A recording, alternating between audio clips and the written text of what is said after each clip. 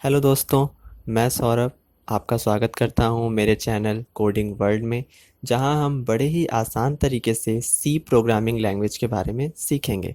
So please channel को subscribe कीजिए, videos को लाइक कीजिए और शेयर भी कीजिए। तो चलिए देखते हैं।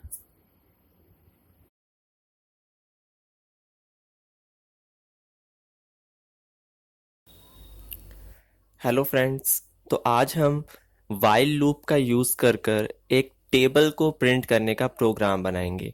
इस प्रोग्राम के अंदर हम यूज़र से एक नंबर लेंगे और उसका हम टेबल प्रिंट करके देंगे। टेबल मीन्स मतलब उसका पहाड़ा प्रिंट करके, जैसे हिंदी में बोलते हैं, तो हम उसे प्रिंट कर कर देंगे। तो सबसे पहले हमने आपके सामने उस प्रोग्राम को लिख लिया है। Write a program to print a table of given number using while loop. अब देखिए, हमारे पास दो तरीके हैं टेबल्स को प्रिंट करने के लिए। अब हम चाहें तो अपना पहला तरीका चुन सकते हैं, जिसमें 2 into 1 equal to 2, 2 into 2 equal to 4। इस तरीके से भी हम अपने टेबल को शो करा सकते हैं। या फिर हम सिंपल उसका टेबल, यानी कि 2 2 4 6 8, हम केवल टेबल भी प्रिंट करा सकते हैं। तो हमारे पास दो तरीके हैं जिस तरीके से हम टेबल को प्रिंट कर सकते हैं। इस प्रोग्राम में हम यूजर से एक नंबर लेंगे और उसका टेबल प्रिंट करके देंगे। तो हमारे पास दो तरीके हैं। तो हम पहले वाले तरीके से टेबल को प्रिंट करने का प्रोग्राम बनाने वाले हैं।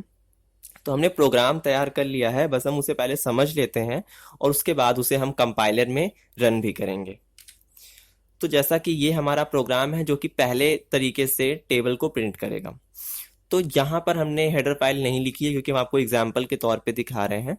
इसे हम अपने कंपाइलर में जब लिखेंगे तो पूरे सीक्वेंस से लिखेंगे। तो अब हमें क्या करना है कि सबसे पहले हमने वेरिएबल डिक्लेयर कर लिया int। अब हमने i नाम का वेरिएबल लिया है जो कि लूप चलाएगा। n नाम का वेरिएबल लिया है जो कि यूजर से ली गई डेटा को रखेगा, यानी उसमें वो नंबर आएगा जिसका टेबल हमें प्रिंट करना होगा। और ans यानी आंसर नाम का एक वेरिएबल हमने ले लिया, जिसमें हम उसको इनटू करके रखेंगे, यानी गुणा करके जिसमें रखा जाएगा। अब यहाँ पर हमने लिखा है printf, यानी एक मैसेज शो कराया, इंटर द नंबर। अब यहाँ पे हमने यूजर से कहा वो नंबर इंटर करने के लिए जिसका टेबल हमें प्रिंट करना है। तो फिर वो n नाम के वेरिएबल के अंदर वो टेबल, मतलब वो डेटा चली गई जिसका हमें टेबल प्रिंट करना है। अब यहाँ पर आप, हम एक बार वीडियो में हम पहले देख लेते हैं। यहाँ पर आप एक चीज देखिए कि यहाँ पर जो 2 है वो कांस्टेंट है सभी के लिए, क्योंकि 2 वो नंबर है जिसका टेबल हमें प्रिंट करना है। तो ये है, ये तो हमने यूजर से पहले ही ले लिया n नाम के वेरिएबल के अंदर, और ये इंटू का साइन तो हम लगा ही लेंगे। उसके बाद ये जो 1 2 3 4 5 6 7 8 9 10 है, ये हमारा लूप है। लूप को हम कहाँ से शुरू करेंगे? 1 से शुरू करेंगे और कहाँ तक लेके जाएंगे? 10 तक लेके जाएंगे। और फिर यहाँ पर हमें इसे इंटू करके शो भी कराना है। तो हमने उसी सीक्वेंस में अपने प्रोग्राम को भी लिखा है। तो आप देख सकते हैं कि हमने n नाम के वेरिएबल में डेटा स्टोर करा ली जो कि कांस्टेंट होगी। उसके बाद i इक्वल टू 1, यानी कि जो लूप है वो कहाँ से शुरू होगा? 1 से, क्योंकि जो टेबल होगा वो हमारा 1 से हमेशा शुरू होगा। तो i हमारा 1 से शुरू हो रहा है। अब वाइल की कंडीशन लगा दी हमने, i less than equal to 10। अब लेस देन इक्वल टू 10 मतलब कि कब तक चलेगा? जब तक वो लेस देन यानी कि 10 से छोटा होगा और 10 के इक्वल होगा, तब तक ये लूप चलेगा, यानी कि हमें टेबल प्रिंट हुआ मिलेगा 10 टाइम्स। अब यहाँ पर हमें क्या करना है? सबसे पहले एक वेरिएबल आ गया answer, ans equal to n into I. ये हमने इसलिए किया ताकि जो टेबल का इंटू होगा, यानी कि जैसे 2 इंटू 1 होगा, तो जो आंसर होगा वो होगा 2। तो यहां पर हम उस आंसर को रख रहे हैं। तो n नाम का डेटा मान लीजिए 2 दिया यूजर ने, तो यहां पर हमें मिलेगा 2 इंटू, पहले आई का मान कितना है? 1।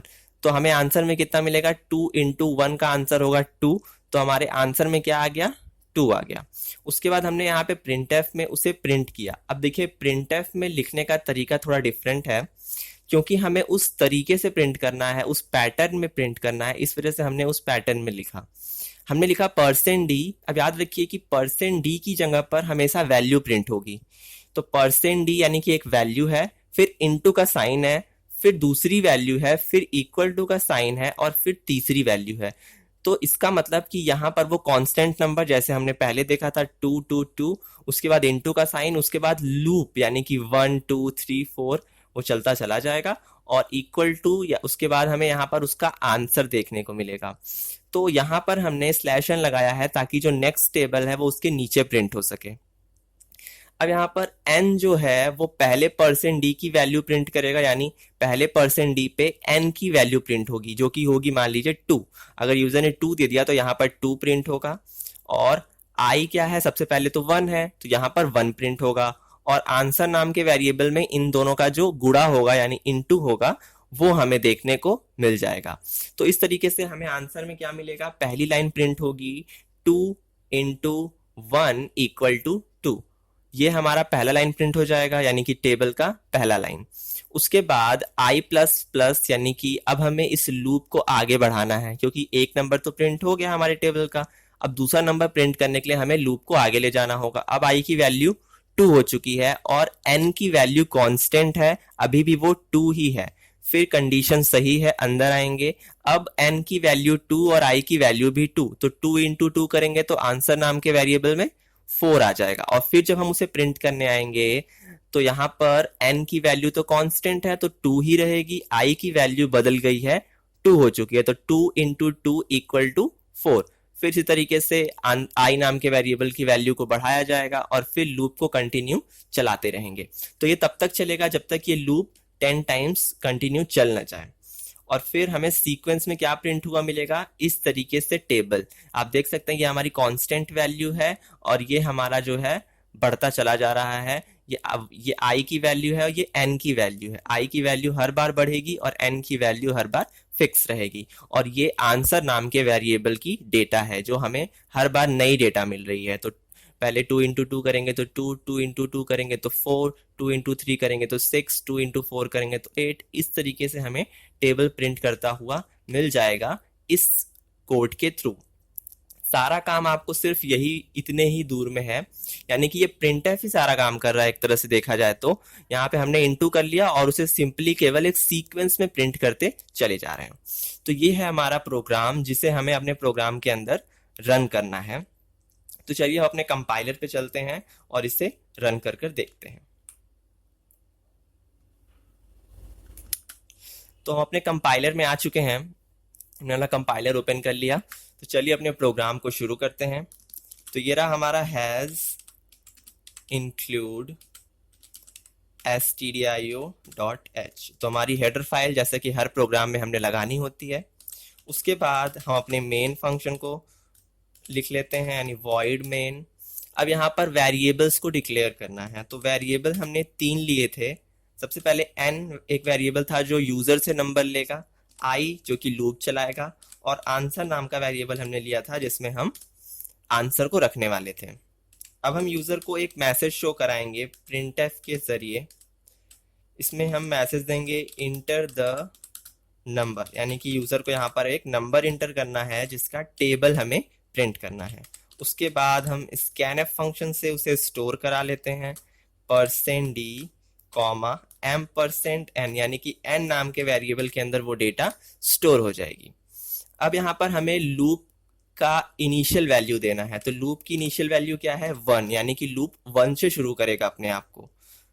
उसके बाद हम अपने वाइल कंडीशन दे देते हैं, वाइल i जब जब 10 से इक्वल हो और 10 से लेस देन हो, यानी कि जब जब i 10 से छोटा हो और 10 के बराबर हो, तब तब ये कंडीशन सही होगी। और अंदर जाएंगे तो सबसे पहले हमें इनटू करना है, यानी गुणा कर लेना है। तो आंसर नाम के वेरिएबल में हमारी दी गई डेटा यानी कि n इंटू आई करेंगे। इससे क्या होगा कि जो टेबल का आंसर होगा यानी कि जो टेबल होगा वो हमारा कैलकुलेट होता रहेगा और हम उसे प्रिंटफ की सहायता से प्रिंट कर लेते हैं। यहाँ पे हम लिखेंगे %d, क्योंकि इस सीक्वेंस में हमें प्रिंट करना है, इस पैटर्न में। तो %d इंटू %d, यहाँ पर %d की जगह पर वैल्यू प्रिंट होगी और फिर तीसरी %d भी वैल्यू प्रिंट करेगा।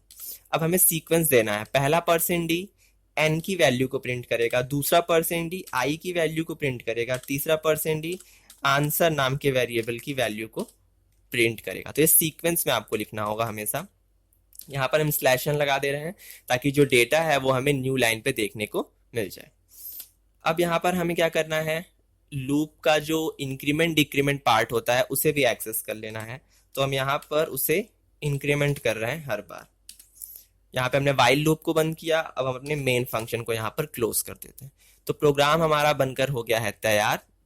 अब चलिए प्रोग्राम को रन कर लेते हैं। तो रन करने के लिए हमें क्या करना होगा, कंट्रोल F9। तो इंटर द नंबर प्रोग्राम हमारा रन हो चुका है। अब हम इंटर कर देते हैं, हम नंबर मान लीजिए 5 का टेबल हमें प्रिंट करना है। अब आंसर देखने के लिए हमें क्या करना होगा, अल्ट के साथ F5। तो आप देख सकते हैं कि हमारे सामने हमारे 5 का टेबल प्रिंट हो चुका है, और जिस सीक्वेंस में हमने प्रिंट किया है सेम उसी तरीके से प्रिंट हो रहा है जैसा हमने पहले वीडियो में देखा है। तो 5 into 1 equal to 5, 5 into 2 equal to 10, इस तरीके से हमारा टेबल प्रिंट होता चला गया। एक बार और प्रोग्राम को रन कर लेते हैं, control F9, enter the number. अब मान लीजिए हम 8 का टेबल प्रिंट करना चाहते हैं, तो अल्ट F5। अब आप देख सकते हैं कि हमारे सामने 8 का भी टेबल प्रिंट हो चुका है। तो इस तरीके से हम किसी भी नंबर का टेबल आसानी से प्रिंट कर सकते हैं। तो हमारे पास दो तरीके थे टेबल प्रिंट करने को।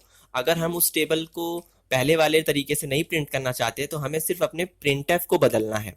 तो इस प्रिंटफ में हम थोड़ा सा बदलाव कर देते हैं। केवल हम प्रिंटफ में केवल लिखेंगे %d और /n। बस हमें सिर्फ इतना बदलाव करना है और कुछ नहीं करना है हमें। फिर हम कंट्रोल F9 कर लेते हैं, दूसरे तरीके से भी डेटा प्रिंट हो जाएगी। 2 का टेबल अगर हमें प्रिंट करना है, अल्ट F5 से हम देख लेते हैं आंसर। तो आप देख सकते हैं कि हमारा जो टेबल है वो प्रिंट हो चुका है। ये जो 2 बार आपको 2 देखने को मिल रहा है वो एक बार हमारा इंटर द नंबर का है, उसके बाद हमारा टेबल प्रिंट हो रहा है। तो आप दोनों तरीके से अपने टेबल को प्रिंट कर सकते हैं।